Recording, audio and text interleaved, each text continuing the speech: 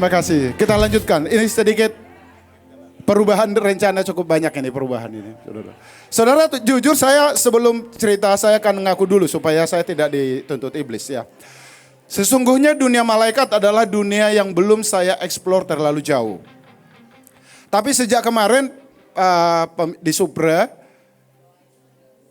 biasanya ada Leo, ada Pastor Leo, ada Bu Puji. Mereka pilih Angelic Realm. Ya saya sudah oke, nanti mereka tahu ada. Tiba-tiba mereka berdua pergi. Gitu. Tiba-tiba mereka berdua pergi. Mau nggak mau saya harus berdoa dan saya harus belajar ya tentang Angelic Realm. Ya, jadi saya berdoa dan saya berharap saudara juga akan menangkap hari ini. Amin, amin. Oke, selesai cuma 3. Tadi Dokter Lia sudah sampaikan malaikat-malaikat. Nanti ini tambahan aja ya saudara. Oke, kita akan belajar dulu ya Bapak Ibu. Siapa itu malaikat? Oke ya. Oke, coba baca sama-sama. 1, 2. Yang melaksanakan firman Tuhan, mengeksekusi. Mazmur 103:20. Kita baca sama-sama 1, 3. Pujilah Tuhan, hai malaikat-malaikatnya, hai pahlawan-pahlawan perkasa yang melaksanakan firman-Nya dengan mendengarkan suara firman-Nya. Jadi malaikat tugasnya adalah ngapain? Mengeksekusi firman Tuhan. Oke? Semua yang Tuhan firmankan di Alkitab, semua yang Dia janjikan, malaikat bertugas mengeksekusi. Jadi ketika saudara dan saya dapat rema firman Tuhan, engkau ucapkan, maka ada pasukan malaikat Tuhan yang akan mengerjakan itu.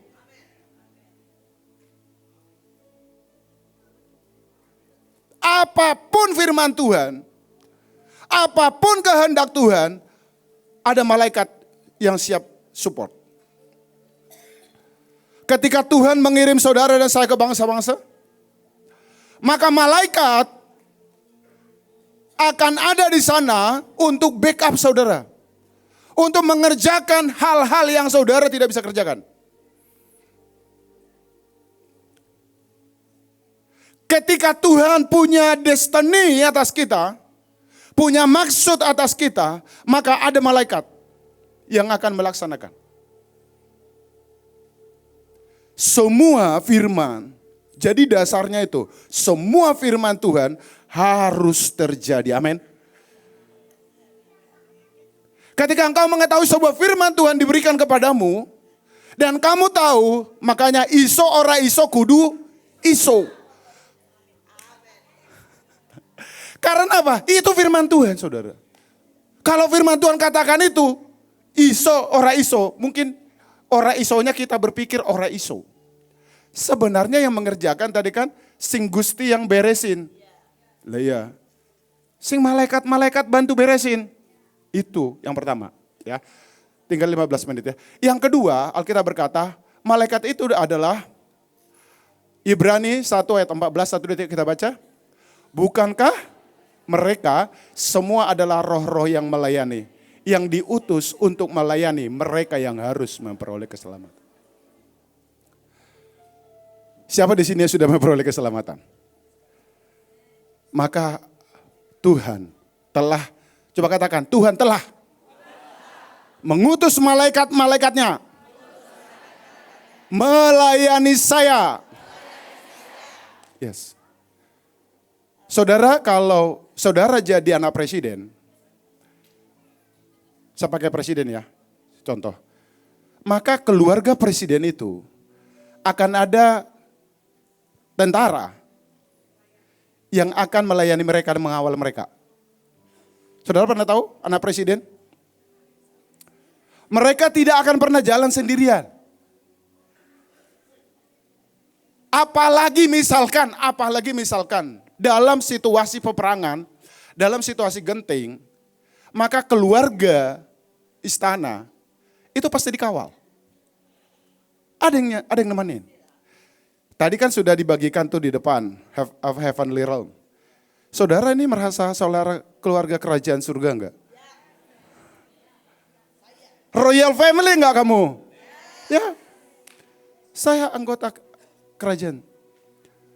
maka sudah pasti ada malaikatnya. Udah pasti.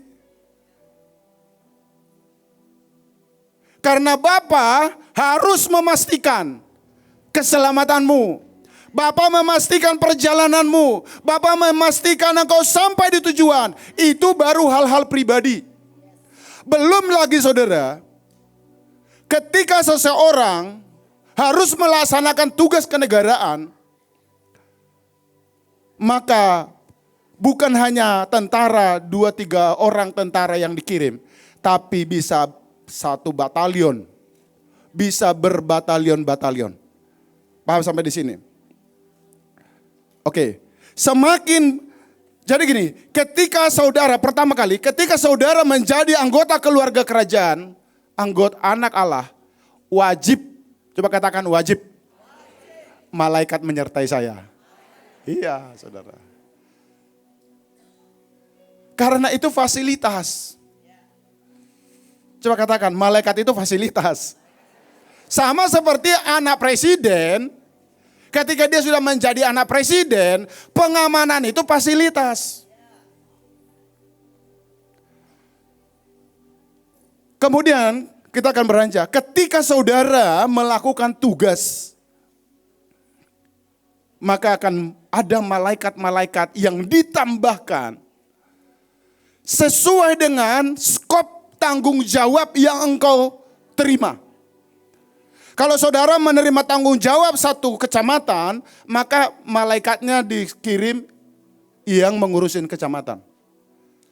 Tapi ketika saudara pergi mengurusi bangsa-bangsa, malaikatnya levelnya apa? Bangsa-bangsa saudara. Kalau misalkan anak presiden atau pejabat negara ya, pergi ke 1 kabupaten, hanya mengurus hal-hal sederhana. Kira-kira perlu jenderal nggak turun? Nggak toh. Kolonel yang ada di sana, koramil cukup toh? Cukup.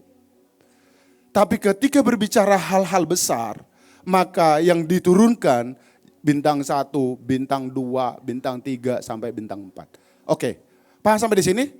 Ya, semua orang punya malaikat, mereka yang sudah terima Tuhan Yesus. Nah, kita akan mengaktifkan 7 malaikat.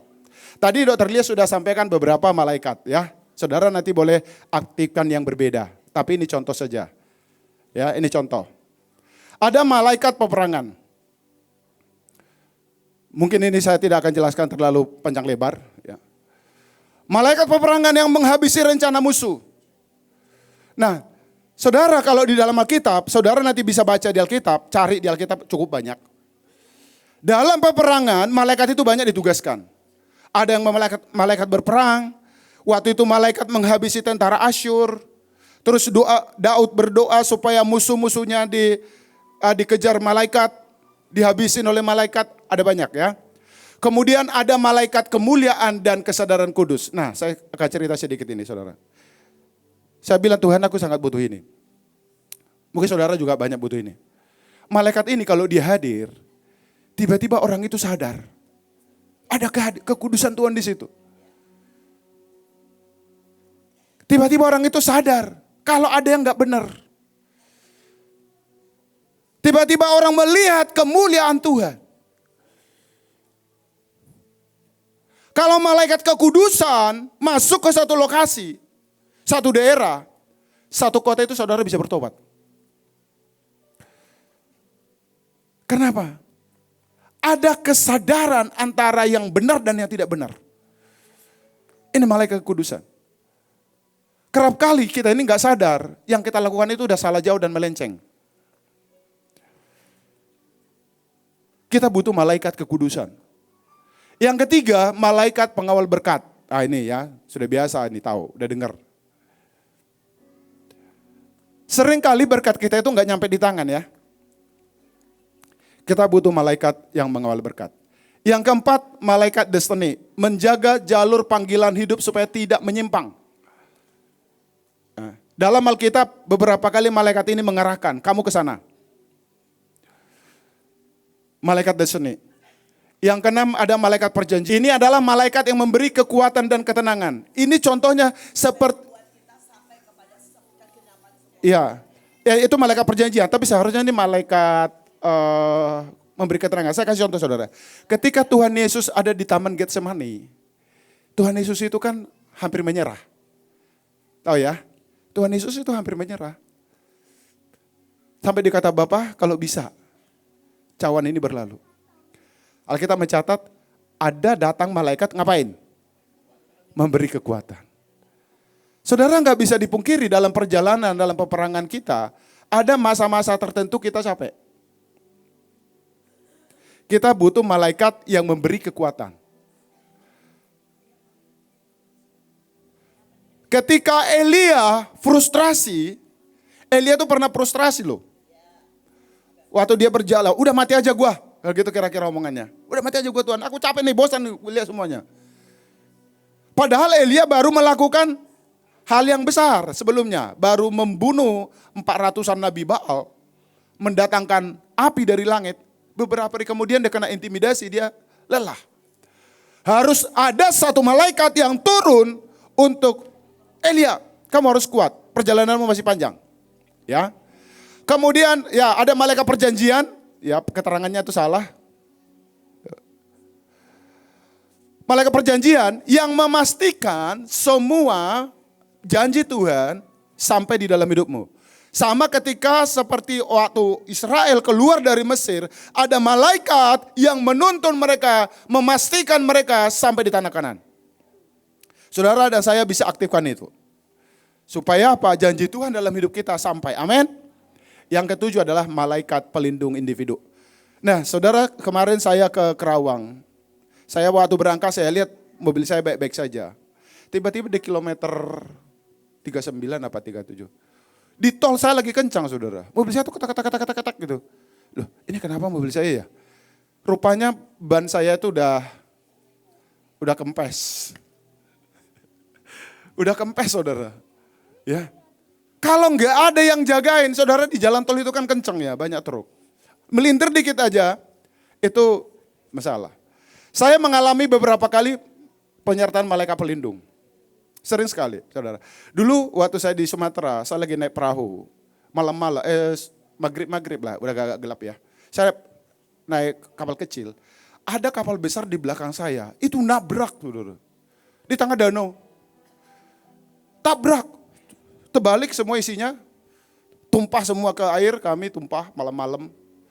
Tapi ajaibnya, tidak ada satupun yang lecet pada saat itu.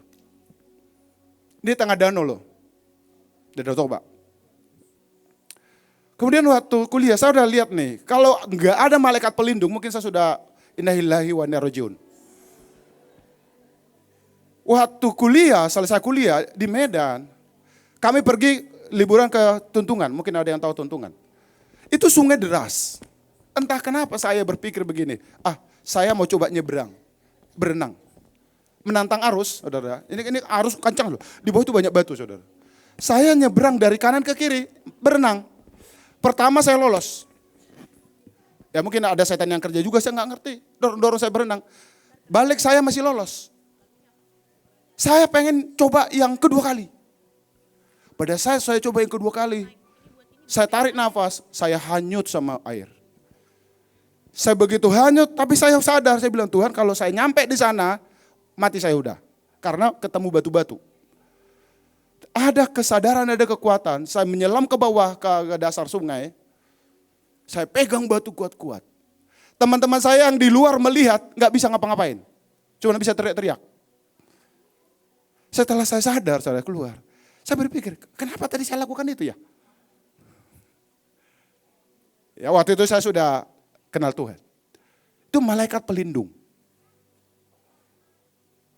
Kita bisa mengaktifkan malaikat-malaikat ini. Karena kalau kita tidak mengaktifkan malaikat-malaikat ini, saudara, saya nggak tahu. Kalau saya sendiri sadar, nggak akan pernah bisa sampai. Nggak akan pernah bisa sampai. Nah, mari, waktunya sudah mau habis. Kita akan aktifkan 7 malaikat. Saudara boleh ambil nanti, kita akan angkat roti.